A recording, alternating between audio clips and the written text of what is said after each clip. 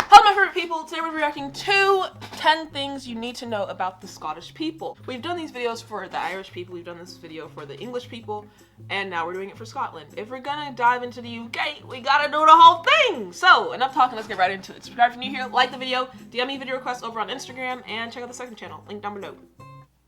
Okay, here we go. Today's episode, I'm going to be telling you all about the quirks of Scottish people. I love the accent. Sassenach? What's happening?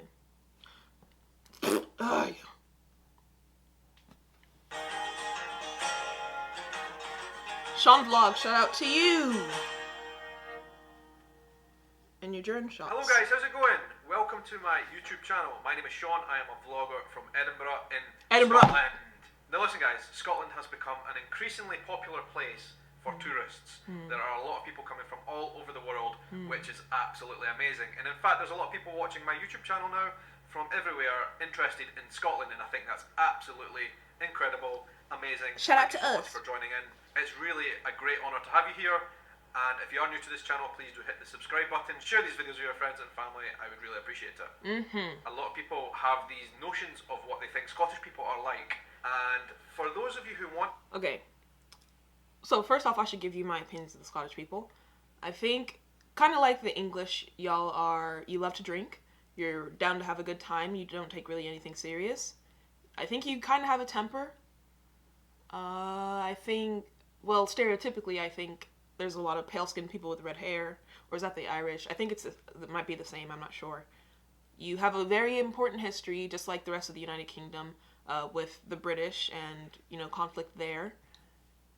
You wear kilts or tartans, and yeah, that's as much as I know. And I like your accents. Relatively, you all have the same accent, unlike the English. To Scotland, for those of you thinking about it, or for those of you who just want to engage with Scottish people in general, I am putting together this short video for you. This video is going to be a kind of guide as to what Scottish people are like, and that... Alright, we know what we're here for. Let's get to the good stuff. First thing you should know about Scottish people is that we are very proud. As Scottish people, as a nation, Scots are extremely proud of who we are, what we have achieved as a small country. For example, we will tell anybody who will listen about amazing Scots who have ventured the world and invented amazing things and who have changed the whole entire world through their way of thinking, through their inventions. Okay, first question though. This isn't so much as like a thing that I'm surprised by, it's more of like, okay, in a lot of my other reactions, I always get so much heat for saying, like, Americans should be proud of being an American. Nationalism is a huge thing here. Every American is, again, proud to be an American. And I get so many comments like, people take us as, like, arrogant. We don't care if you're proud of your country. Why are Americans so loud about it? But the guy just said Scottish people are so prideful, too. So my question is, why can the rest of the world be proud of who they are, but Americans get so much hate for being proud of being an American? Let me know your thoughts down below. I think that could be a video in its own right. Scottish inventions. Alexander Graham Bell, John Logie Baird, Alexander Fleming. Alexander Fleming! We're proud of the way we... No way. The guy who created basically something that saved so many people and still does, Alexander Fleming, was Scottish. Now that is a flex. That's a big flex. Penicillin. The creator of penicillin was Scottish. Wow. Scottish people. So what that means actually is we don't take too kindly to people coming and criticising Scotland, and also do not call a kilt a skirt. Never, ever do that. And certainly, please, never, ever call us Scotch. And if you remember those things and do not offend us, you should have a bonny wee time in Scotland. But that brings me neatly on to my second point. Because Scottish people, despite the fact that we're very proud of Scotland and being Scottish, we are also very, very self-depreciatory. What that means is we like to take the piss out of ourselves. And we'll do that with a lot of frequency. And it doesn't matter in what type of company we're in. And in fact, especially if we're in the company of foreigners, we like to have a joke about ourselves as well. That's not a thing over here, really. Self-deprecation? I don't know. I think I don't understand it, because, again, we don't do it over here. We kind of think of self-deprecation as, like, either one, you have low self-esteem, or two, you're looking for, like, compliments. But I think we just don't really understand it, again, because it's not a thing over here. So, self-deprecation. I gotta research on that. Say we might be proud about the good things we've done. We also like to make a lot of jokes about the things we're not so good at. Despite those jokes, we don't often appreciate them from people from elsewhere, especially from certain So y'all can places. make fun of yourselves, but no one can make fun of you. But nevertheless, number 3, we are a warm and friendly people in Scotland. We are very welcoming and we are open. We will welcome people into our house as soon as we meet them. We will tell them our life story and we will cook them dinner. People will come up and talk to you, ask you how are you doing.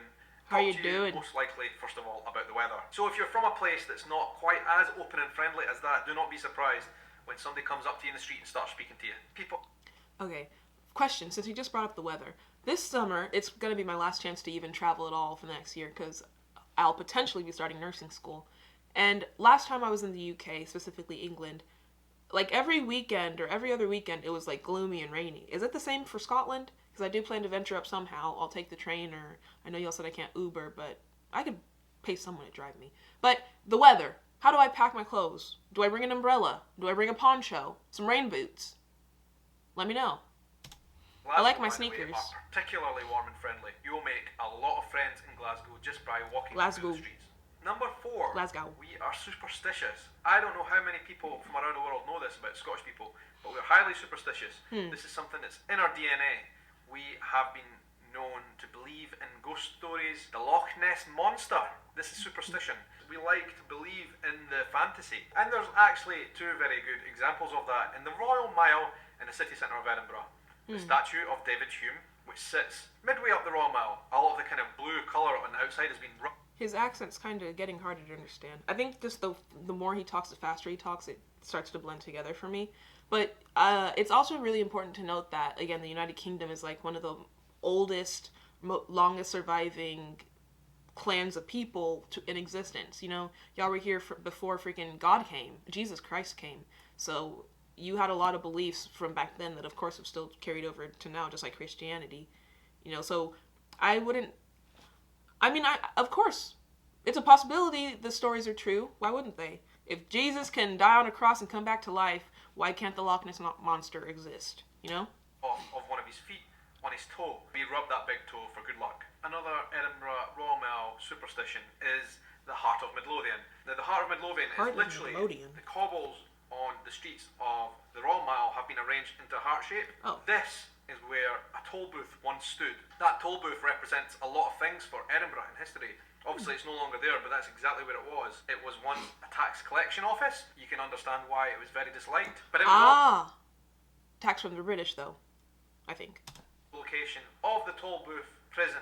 And the cells in this jail were said to be absolutely vile. The last place prisoners would have seen before they were executed. Now, people in Edinburgh have this tradition of actually spitting in that heart. If you walk past it, you'll see all the time several people, every single hour, spitting in it. The spit is also seen as defiance against the authorities and also for good luck. So, as I say, superstitious bunch. And that leads on to number 5, because also playing alongside that, Scottish people are very, very good and internationally famous storytellers. Okay, before he gets into that, we've dived into a lot of the Irish history with the Troubles, the Potato Famine, conflicts with the English from back in the day. Let me know if y'all want me to dive into the Scottish history in that regard. He just talked about a tax collection booth, which I assume was run by the English, and now y'all have like in the heart of Edinburgh. I say Edinburgh, but y'all want to say Edinburgh. Anyways, there's a heart where the tax collection booth used to be, and people like despise it for what it represents. So we gotta dive more into the conflict and relations between the English and the Scottish. Love a story. So with all those superstitious ghost stories, Loch Ness, we romanticize it. Loch Ness. We build them out into big, big stories. And throughout history, Scottish people have been well known as storytellers. We've got some of the most famous writers of all times. Think of Harry Potter. Rabbie Burns was basically a storyteller. He did it through poetry, but it's all stories. We love to share our story with the world. We love to get people interested in our history and our country, and we do that through stories. You know, I've never thought about how different writing around the world probably is. Like, not just the techniques, but the way y'all speak through words, like on the page. That would, what the heck? Like, just to read an American poem and compare it to a Scottish poem. Like, I read a lot of Black history, or, you know, Black storytelling type stuff. But imagine doing that, but from another disenfranchised group of people around the world. How would they compare? How would they sound? Would there be any similarities? That'd be interesting to look into. I'll do it on my own time, though. A lot of people associate Scotland with being an angry bunch of people, right? Yeah, I did think y'all were scared, angry. Call this a sucker riot? Come on, boys. It's not that you're angry. You just have a temper. And, like, sometimes you don't even expect that it's coming. It just comes. Over maybe not the biggest things. Let's take up the No school. offense. That Oi! stereotype is actually probably misplaced. The thing is about Scottish people is we are passionate and we are very, very emotional. We are very passionate about things we believe in and we are not afraid to shout our corner. This has been the case throughout Scottish history. We've always had characters. We're probably misrepresented as being aggressive because of that, but we're not aggressive. We are just passionate. And I think that's a beautiful, beautiful thing about us. And number 7 on the list, the fact that we are very... Okay, in my opinion, it kind of goes hand in hand. You're very passionate, but that could also turn into misplaced aggression. Like, even me, some people say that I can be very aggressive, but it's not that I'm trying to be aggressive. It's just I have a point to get across, and I'm trying to help you understand. That sounds so toxic. I'm trying to help you understand my point of view, and it's coming off as very pushy or aggressive or, you know, whatever. But I'm just passionate about it. So I think it's okay. It's about the way you handle the situations. Expressive people as well. Expressive. So as well as being emotional and as well as being good storytellers, we're also very expressive. We're very good at projecting ourselves through voice and through the way just our presence. Music. We have this way about us as Scottish people, and it's not just in front of an audience. A one-on-one, we're very expressive people. We will talk to you in a very open, frank, and expressive way. You know, we speak a lot with our hands. We will engage people with eye contact. That's very... I'm not like that at all. I'd rather, you know, hi, bye, how are you, thank you, peace out. I don't like long conversation with strangers. In fact, I don't like eye contact with anybody, let alone strangers. So maybe that'll be something I have to get used to when I come over. Ugh, I'm getting anxiety even thinking about it. Very important to us Scottish people.